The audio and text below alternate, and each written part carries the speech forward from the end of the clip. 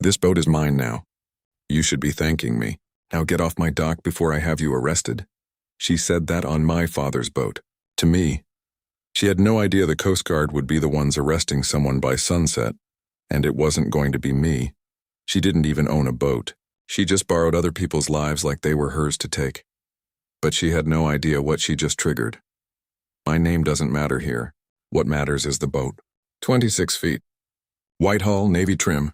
My dad bought it the year I was born. We fixed the engine together every single summer since I was 12. That boat wasn't just a boat. It was the only thing that still felt like him. And Karen, her name really was Karen, I'm not even joking, decided it belonged to her for one afternoon. She lived 2 docks down. Threw herself a 50 and fabulous birthday bash. Balloons everywhere. A DJ on a dock that wasn't hers. And somehow our boat, tied up at slip 14, ended up untied, restocked with her cooler and covered in confetti by 2 in the afternoon. I wasn't even there when it happened. My cousin was, he called me, voice shaking. She just took it. She said the owner said it was fine. The owner never said that. The owner was me. And I said nothing of the sort. That was her first mistake. I drove to the marina. Music blasting. People I'd never met doing shots off my dad's boat. And there she was, standing on the bow like it was her personal yacht, cake in hand. "Excuse me," I said. "That's my family's boat." She didn't even turn around fully. "Relax, honey. Marina policy says unused slips are shared property during events. Ask the dockmaster. There is no such policy." I would know. "I checked years ago." "I think you're mistaken," I said. She laughed. Actually laughed. "Do you know who I am? I basically run the events committee here. This dock owes me. Sit down and enjoy the party or leave." But she didn't know what I already knew. I didn't argue. I didn't yell. I just smiled, said, "Okay," and walked back to my car. She thought that meant she'd won. She had absolutely no idea what she just activated. I called the dockmaster that same night. Calm voice. No yelling. "Hey, quick question. Is there a shared slip policy for private events?" He paused. "No, never has been. Why?" I told him what happened. He went quiet for a second. "That's a liability nightmare. I'll talk to her tomorrow." But then something happened. The next morning, before he even got the chance, Karen posted in the marina's community group a photo of the party, my boat front and center, balloons tied to the railing. Caption: "Best birthday ever, thanks to our wonderful boating community for sharing the love." 40-something comments. People tagging her. Calling her generous. Calling her the heart of the marina. I was the villain in her story before I even said a word. I tried the reasonable thing. I commented politely that the boat was privately owned and hadn't been offered. She deleted my comment in under 2 minutes. Then she messaged me directly. "Don't make this weird. It's a boat, not a bank vault. Grow up." That's when I made my move, but not the one she expected. I didn't argue back. I didn't post a rebuttal. I went quiet online completely. But I didn't stay quiet in real life. I walked the dock that afternoon and checked something I hadn't checked in years. The boat's registration folder, still sitting in the console where my dad always kept it. And that's where I found it, not just the registration, insurance documents, Coast Guard documentation numbers, a state boating permit that listed exact specific conditions for who could legally operate that vessel. Karen wasn't just borrowing a boat. She'd taken it out on the water, with 12 people on board, past the marina's no-wake zone, without a single person aboard who was a registered, permitted operator. She didn't know that yet. But I did.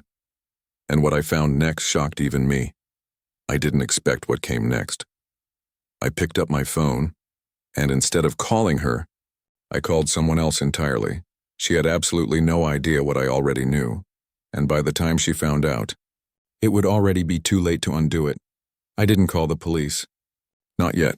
I called the marina's insurance liaison instead. Calm, factual, no emotion in my voice. "I need to report an unauthorized use of my vessel. There may be an operator violation." She asked for details. I gave her everything. Dates, screenshots of the public post, the one Karen forgot to delete before I saved it. Time-stamped photos my cousin took, showing the boat leaving the no-wake zone at full throttle, packed with people, none of them behind the wheel with a valid operator card. That was her first mistake, posting proof of her own violation and tagging her real name in it. The liaison went quiet for a moment. Then, this is more serious than I think she realizes. She had no idea what I already knew. While I built my case quietly, Karen kept living loud. Another post. Another party photo. This time bragging about borrowing the neighbor's boat again this weekend for the sunset cruise. She was planning to take it out again. That's when I made my move. I didn't confront her. I didn't warn her. I simply forwarded everything. The documentation, the unauthorized use report, the screenshots, to 3 places at once. The marina's management office, my family's boat insurance provider, and one more contact I'd quietly reached out to the night before, a number I got from my dad's old boater safety course, a local Coast Guard auxiliary contact, the kind who takes reports of unlicensed, overloaded vessels seriously, especially ones with a documented pattern of it. I didn't do anything illegal. I didn't touch her car, her house, her life. I just told the truth with proof, to people whose job it was to care. And once I hit send, something was set in motion that could not be stopped. I went back to my normal life. Made dinner. Went to bed early. Karen, meanwhile, was already planning Saturday's sunset cruise, completely unaware that Saturday would not go the way she expected at all. Here's the part nobody saw coming. Not even me, not fully. The boat wasn't just unregistered for that day's use. When I dug through my dad's old paperwork, I found something else. The vessel had an active documentation number with the Coast Guard, not just a state title. That meant federal reporting rules applied, not just marina rules, and that changed everything. An unauthorized operator taking a federally documented vessel into open water, overloaded without anyone aboard holding a valid operator card, wasn't just a marina dispute anymore. It was the exact kind of thing that gets a boat flagged for inspection. I didn't ask for an inspection. I didn't need to. Once my report went through the proper channels, it triggered a standard safety check request, the kind that happens quietly, routinely, for exactly this pattern of red flags. Karen had no idea any of this existed. She thought borrowing a boat was a harmless favor between neighbors, but she didn't know that yet. Saturday came. Sunset cruise just like she posted. 12 people again, coolers, music. My boat pulling away from the dock right on schedule. I didn't go. I didn't need to. I sat on my porch 2 docks down and watched the water instead. About 40 minutes later, a spotlight cut across the harbor. Not the sunset kind. A Coast Guard vessel, engine steady, running lights on, moving directly toward my boat. Karen's laughter, I could hear it faintly from the water, stopped completely. That's when I made my move, except I hadn't moved at all. I'd simply told the truth 3 days earlier, and the truth had finally caught up with her, right on the open water, in front of everyone she'd been performing for all week. For the first time since this started, Karen looked scared. I heard the whole thing later, from 3 separate people who were on the dock watching. The Coast Guard officer asked one simple question. Who is the registered owner and operator of this vessel? Silence. 12 people on board. Not one of them was me. Not one of them was even close. Karen tried to talk her way through it. It's basically a community boat. We all pitch in, but she didn't know that yet. That basically doesn't hold up when someone asks for documentation. The officer asked for the boat's registration. She didn't have it, because it was still sitting in my console, exactly where I'd left it, at home on my kitchen counter, photographed and logged 3 days earlier as part of my report. That's when things got serious. The boat was escorted back to the marina under Coast Guard supervision.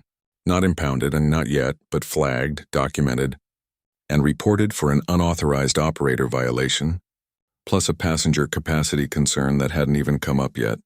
Karen stood on the dock soaked, humiliated, in front of the exact same neighbors who'd been commenting queen behavior under her party post 4 days earlier. She tried to fight it. She called the marina office demanding they fix this. She called the insurance liaison, insisting it was a misunderstanding between friends. We were never friends. Then she called me. I let it ring twice before I answered. You did this, she said, voice shaking with rage. You have no idea what you just started, I said 4 words. Actually, I really do. She screamed for almost 2 minutes straight. Threats, insults, Something about having me removed from the marina. I stayed calm the entire time, and when she finally stopped to breathe, I said one more sentence. You should probably call a lawyer before the Coast Guard calls you. Then I hung up. She had no idea what was coming next. The Marina Board meeting was already scheduled for Monday, and her name was the only one on the agenda. Monday came fast. The Marina Board doesn't mess around when a federal report gets filed with their name attached. Karen sat at that table, arms crossed, still trying to spin it as a misunderstanding between neighbors who love this community. Nobody was buying it anymore. Not after the Coast Guard incident report. Not after the insurance liaison confirmed the unauthorized use claim. Not after 3 other boat owners quietly admitted she'd borrowed their slips and equipment before too, without asking. Turns out I wasn't the first. I was just the first one who kept records. The board suspended her dock privileges for the season. The insurance case is still open. She may end up covering the inspection and towing costs herself, since the marina's policy doesn't protect unauthorized operators. And the events committee she claimed to run, they removed her from it that same week. I didn't say a word in that meeting. I didn't need to. My cousin's photos and my paperwork did all the talking. The boat is back at slip 14, right where it belongs. My cousin and I revarnished the trim last weekend. It looks better than it has in years. Karen still lives 2 docks down. She doesn't wave anymore. Honestly, that's fine with me. A few people asked me afterward if I felt bad about how it played out. I thought about it for a second. I didn't do anything to her. I just told the truth and let the people whose job it was to check. She thought a family boat was hers for the taking because nobody had ever told her no before. I told her no. Quietly. Once. And the water did the rest. If something like this ever happened to you, I want to hear it. Drop it in the comments below. And if you like this one, hit subscribe. There's more where this came from. The boat still sits at slip 14. Karen doesn't have a slip at all.